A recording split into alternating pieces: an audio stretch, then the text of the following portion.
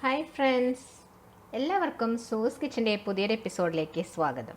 നമ്മളിന്ന് ചെയ്യുന്നത് ഒരു റൈസ് റെസിപ്പിയാണ് കേട്ടോ. ഇത് ഉണ്ടാക്കാൻ വളരെ ഈസിയുമാണ്, അതുപോലെ തന്നെ ടേസ്റ്റിയുമാണ് കേട്ടോ. കോക്കനട്ട് മിൽക്കും അതുപോലെ വെജിറ്റബിൾസും ഒക്കെ വെച്ച് പെട്ടെന്ന് ചെയ്തെടുക്കാവുന്ന ഒരു ഈസി റെസിപ്പിയാണ് നമ്മളിന്നിവിടെ ചെയ്യുന്നത്.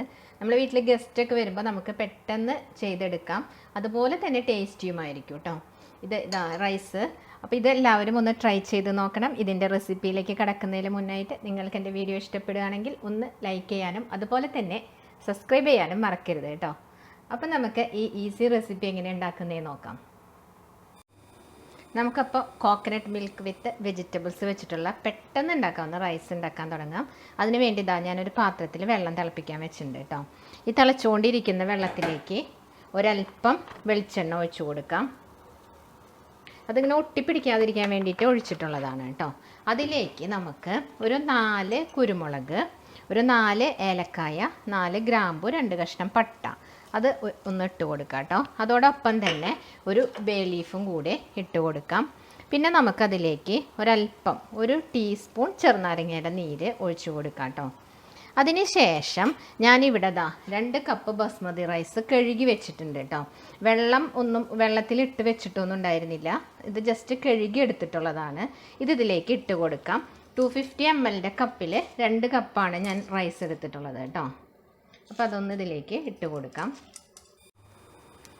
ഇപ്പം നമ്മൾ അരി ഇട്ടിട്ട് നന്നായി തിളച്ച് തുടങ്ങിയിട്ടുണ്ട് കേട്ടോ. ഈ സമയത്ത് ഇതിലേക്ക് ആവശ്യത്തിനുള്ള ഉപ്പിട്ട് കൊടുക്കാം. ഉപ്പിട്ട് കൊടുത്തൊന്ന് നമുക്ക് നന്നായിട്ടൊന്ന് ഇളക്കി കൊടുക്കാം കേട്ടോ. ഈ സമയത്ത് ഉപ്പിട്ട് കൊടുത്താൽ റൈസിലേക്ക് നന്നായിട്ട് അത് പിടിക്കുകയുള്ളൂ, അതുകൊണ്ടാണ് ഈ സമയത്ത് ഇട്ട് കൊടുക്കുന്നത് കേട്ടോ. ഒരു 90% വേവാവുന്നത് വരയ്ക്കും ഇത് നമുക്ക് വേവിച്ചെടുക്കാം. എന്നിട്ട് ഇതിൽ നിന്ന് ഈ റൈസ് നമുക്ക് ഊറ്റി മാറ്റി വയ്ക്കാം കേട്ടോ. ഇപ്പം നമ്മളുടെ റൈസ് ഇവിടെ കറക്റ്റ് വെവായിട്ട് വന്നിട്ടുണ്ട് കേട്ടോ. ഇപ്പോൾ ഇത് പൂർണ്ണമായിട്ട് വെന്തിട്ടില്ല, എന്നാൽ കറക്റ്റായിട്ട് വെന്ത് വന്നിട്ടുണ്ട്. ഈ ഒരു പാകത്തിൽ നമുക്ക് ഇതിൽ നിന്ന് ഊറ്റിയെടുക്കാം കേട്ടോ. അപ്പം ഞാനിവിടെ എടുത്തിട്ടുള്ളത് ബസ്മതി റൈസാണ്. നിങ്ങൾക്ക് വേണമെങ്കിൽ ഇത് കൈമ റൈസോ അല്ലെങ്കിൽ ജീരകശാല റൈസോ എടുക്കാവുന്നതേ ഉള്ളൂ കേട്ടോ. അപ്പോൾ ഇതൊന്ന് ഞാനൊന്ന് ഊറ്റിയെടുക്കട്ടെ. അടുത്തതായി നമുക്ക് ഒരു കടായി അടുപ്പത്ത് വെച്ചിട്ട് അത് ചൂടായി കഴിയുമ്പോൾ അതിലേക്ക് 2 ടീസ്പൂൺ നെയ്യ് ഇട്ട് കൊടുക്കാം. 2 ടീസ്പൂൺ നെയ്യ് ഇട്ടതിന് ശേഷം നമുക്കതിലേക്ക് ഒരല്പം വെളിച്ചെണ്ണയും കൂടി ഒഴിച്ചു കൊടുക്കാം കേട്ടോ. നമ്മൾ വെളിച്ചെണ്ണ നെയ്യ് ഉപയോഗിച്ചിട്ടാണ് ഇതുണ്ടാക്കുന്നത്. ഒരു 1.5 ടേബിൾ സ്പൂണൊക്കെ മതിയാവും കേട്ടോ വെളിച്ചെണ്ണ. അതും കൂടി ഒഴിച്ചതിന് ശേഷം നമുക്കിതിലേക്ക് കുറച്ച് പെരിഞ്ജീരകം ഇട്ട് കൊടുക്കാം. 1 ടീസ്പൂൺ ഫെന്നൽ സീഡ് കേട്ടോ. അതാണ് പെരിഞ്ജീരകം, വലിയ ജീരകം നമ്മൾ പറയില്ലേ, അതാണ് കേട്ടോ ഇട്ട് കൊടുത്തിട്ടുള്ളത്. ഇനി അതിലേക്ക് നമുക്ക് 1 ടീസ്പൂൺ ഇഞ്ചി ഗ്രേറ്റ് ചെയ്തതും അതുപോലെ തന്നെ 1 ടീസ്പൂൺ വെളുത്തുള്ളി ഗ്രേറ്റ് ചെയ്തതും കൂടി എൻ്റെ കൂടെ ഇട്ട് കൊടുത്ത് നമുക്ക് ഇളക്കി കൊടുക്കാം. ഇനി അടുത്തതായി നമുക്ക് ഇതിലേക്ക് ഞാൻ 2 ചെറിയ ക്യാരറ്റാണ് എടുത്തിട്ടുള്ളത് കേട്ടോ. എൻ്റെ ചെറുതായിരുന്നു, വലുതാണെങ്കിൽ ഒരെണ്ണം എടുത്താൽ മതിയാവും കേട്ടോ. ഇങ്ങനെ നീളത്തിൽ അരിഞ്ഞിട്ട് കൊടുക്കുക കേട്ടോ, തിന്നായിട്ട്. എന്നിട്ടൊന്ന് ഇളക്കി കൊടുക്കാം. അതിൻ്റെ ആ ക്രിസ്പിനെസ് നഷ്ടപ്പെടാതെ തന്നെ നമുക്ക് ഇളക്കി കൊടുക്കാം കേട്ടോ. ഒരു അര മിനിറ്റ്, ഒരു മിനിറ്റൊക്കെ ഇളക്കിയാൽ മതിയാവും. ഇനി നമുക്ക് അടുത്തതായിട്ട് 1/2 കപ്പ് ബീൻസ് അരിഞ്ഞതും കൂടെ ഇട്ട് കൊടുക്കാം. അപ്പം നമ്മൾ ബീൻസും ക്യാരറ്റും കൂടി ഇവിടെ മൂത്ത് വന്നിട്ടുണ്ട് കേട്ടോ. ഈ സമയത്ത് ഇതിലേക്ക് കോൺ ഇട്ട് കൊടുക്കുക, അതായത് ചോളമുണ്ടല്ലോ. ഇപ്പോൾ ഇത് ഈസിലി അവൈലബിൾ ആയ കാരണം കൊണ്ടാണ് ഞാൻ കോൺ എടുത്തിട്ടുള്ളത്. ഇത് പില്ലാന്ന് വെച്ചാലും കുഴപ്പമൊന്നുമില്ല കേട്ടോ. ക്യാരറ്റും ഈ ബീൻസും തന്നെ മതി. വേണമെന്നുണ്ടെങ്കിൽ ഗ്രീൻ പീസും നിങ്ങൾക്ക് ഇതിൻ്റെ കൂടെ ചേർത്ത് കൊടുക്കാം. ഞാനിപ്പോൾ ഗ്രീൻ പീസ് ഇവിടെ ചേർത്ത് കൊടുക്കുന്നില്ല കേട്ടോ. അപ്പോൾ ഇതൊന്ന് ഇളക്കി കൊടുക്കാം. അപ്പം നമ്മൾ ആ ചോളം കൂടി ഒന്ന് ഇട്ടിട്ട് ഇളക്കി കൊടുത്തതിന് ശേഷം നമുക്കിതിലേക്ക് ഒരു ചെറിയ സവോള ഞാൻ അരിഞ്ഞത് ഇട്ട് കൊടുക്കുന്നുണ്ട്. നിങ്ങളുടെ കയ്യിൽ വലിയ സവോള ആണെങ്കിൽ ഒരെണ്ണത്തിൻ്റെ പകുതി മതിയാവും കേട്ടോ, ഇത്രയും ക്വാണ്ടിറ്റി എടുക്കുമ്പോൾ. അപ്പോൾ അതൊന്ന് വഴറ്റി കൊടുക്കാം. അപ്പം നമ്മൾ ആ സവോളയും കൂടി ചേർത്ത് ഒന്ന് വഴറ്റിയതിന് ശേഷം ഇതിലേക്ക് 2 പച്ചമുളക് നെടുകെ പിളർന്നിട്ട് ഇട്ട് കൊടുക്കാം കേട്ടോ. അപ്പോൾ ഇതിനൊരു എരിവിന് വേണ്ടിയിട്ടാണ്. അപ്പോൾ അതും കൂടി ചേർത്ത് ഒന്ന് ഇളക്കി കൊടുക്കാം. എല്ലാം ഏകദേശം 1 മിനിറ്റ് വെച്ചിട്ട് ഇളക്കി കൊടുത്താൽ മതിയാവും കേട്ടോ. അപ്പോൾ ഇനി ആ മുളക് ചേർത്ത് വഴറ്റിയതിന് ശേഷം നമുക്കിതിലേക്ക് കുറച്ച് കാഷ്യൂനട്ട് ഇട്ട് കൊടുക്കാം. അതിനങ്ങനെ അളവൊന്നുമില്ല കേട്ടോ, നിങ്ങൾക്ക് എത്രയ്ക്കാണോ ഇഷ്ടമുള്ളത് അത്ര ഇട്ട് കൊടുക്കാം. അതോടൊപ്പം തന്നെ നമുക്ക് കുറച്ച് ഉണക്കമുന്തിരിയും കൂടെ ഇതിൻ്റെ കൂടെ ഇട്ട് കൊടുക്കാം കേട്ടോ.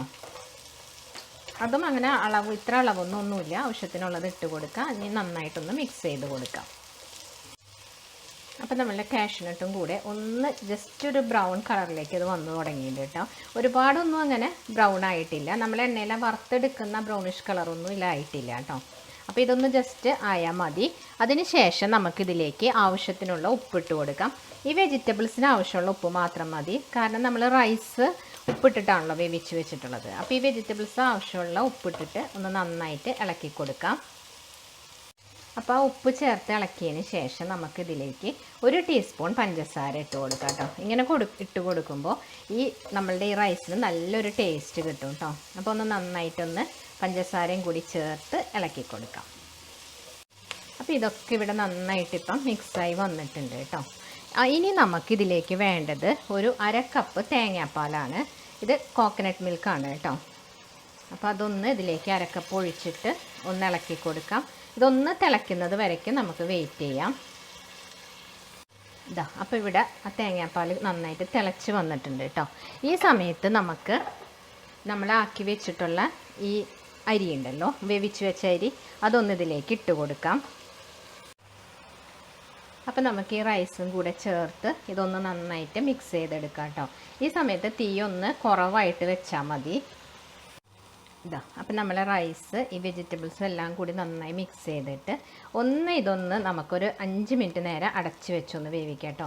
തീ വളരെ കുറവിൽ വെക്കണം, അല്ലെങ്കിൽ അടിക്ക് പിടിക്കും. ഇനി നമുക്കിതൊന്ന് അടച്ച് വെക്കാം. ഇതാ അപ്പോൾ ഇവിടെ ഒരു 5 മിനിറ്റ് കഴിഞ്ഞിട്ടുണ്ട് കേട്ടോ. നമുക്കൊന്ന് ഓപ്പൺ ചെയ്ത് നോക്കാം. ഇതാ കറക്റ്റായിട്ട് വന്നിട്ടുണ്ട് കേട്ടോ. നമ്മൾ അരിയൊന്നും ഒട്ടിപ്പിടിച്ചിട്ടൊന്നുമില്ല. നല്ല ടേസ്റ്റുമാണ് കേട്ടോ ഇതിന്, ഈ കോക്കനട്ട് മിൽക്കൊക്കെ ഒഴിച്ചിട്ടുള്ള കാരണം കൊണ്ട്. അപ്പം നമുക്കിങ്ങനെ ഗസ്റ്റൊക്കെ വരുമ്പോൾ പെട്ടെന്ന് ചെയ്തെടുക്കാവുന്നതും അതുപോലെ തന്നെ നല്ല ടേസ്റ്റുമാണ് കേട്ടോ ഈ റൈസിന്. നിങ്ങളൊന്ന് ട്രൈ ചെയ്ത് നോക്കണം കേട്ടോ ഇതെങ്ങനെയാണെന്നുള്ളത്. അപ്പോൾ ഇതിൻ്റെ ടേസ്റ്റ് എങ്ങനെയാണെന്നുള്ളത് നിങ്ങളൊന്ന് കമൻറ്റ് ചെയ്യണേ. ഇതാ അപ്പം നമ്മളുടെ ഈ കോക്കനട്ട് മിൽക്ക് വിത്ത് വെജിറ്റബിൾസ് വെച്ചിട്ടുള്ള റൈസിൻ്റെ പണി ഇത്രയേ ഉള്ളൂ. അപ്പോൾ ഈസി അല്ലേ ഇത് ചെയ്യാനായിട്ട്. അപ്പോൾ നിങ്ങളെല്ലാവരും ഇത് ട്രൈ ചെയ്ത് നോക്കിയിട്ട് നിങ്ങളുടെ അഭിപ്രായങ്ങൾ കമൻറ്റ് ചെയ്യാനും അതുപോലെ തന്നെ ലൈക്ക് ചെയ്യാനും മറക്കരുത്. അടുത്തൊരു വീഡിയോയുമായി കാണുന്നവരേക്കും ബൈ. താങ്ക്സ് ഫോർ വാച്ചിങ് സുവൂസ് കിച്ചൺ.